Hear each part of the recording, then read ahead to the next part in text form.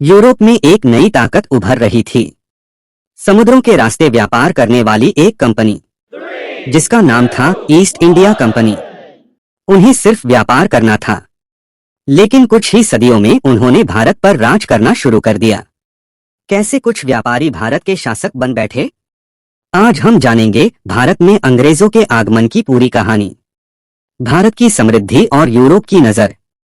1600 के दशक में भारत दुनिया के सबसे अमीर देशों में गिना जाता था। मसाले, रेशम, कपड़ा, नील, सोना, सब कुछ यहाँ प्रचुर मात्रा में था। उस समय भारत में राज था मुगल एम्पायर का।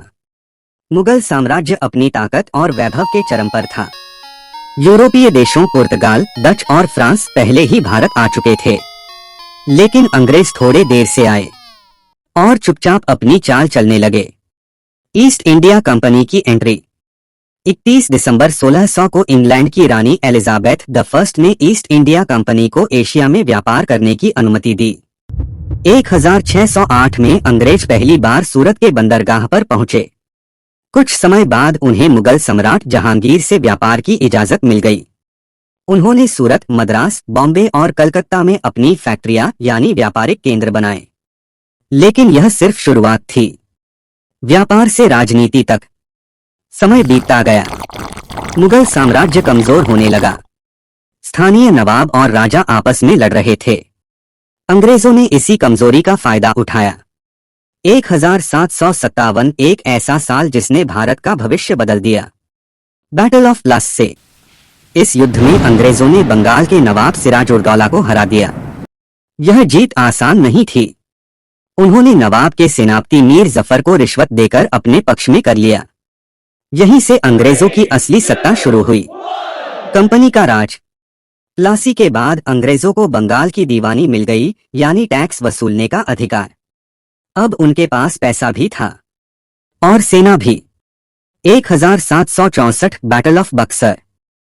इस युद्ध में अंग्रेजों ने मुगल सम्राट शाह आलम II को भी हरा दिया। अब भारत का बड़ा हिस्सा कंपनी के नियंत्रण में आ चुका था। विस्तार और चालाक नीतियां। अंग्रेजों ने कई नीतियां अपनाई।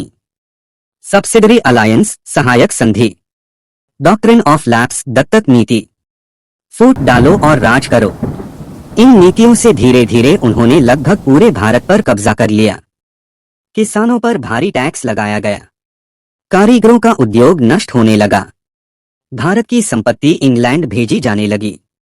1857 की क्रांति। अत्याचार बढ़ते गए और फिर आया 1857 इंडियन रिबेलियन ऑफ 1857। मेरठ से शुरू हुई यह चिंगारी पूरे देश में फैल गई।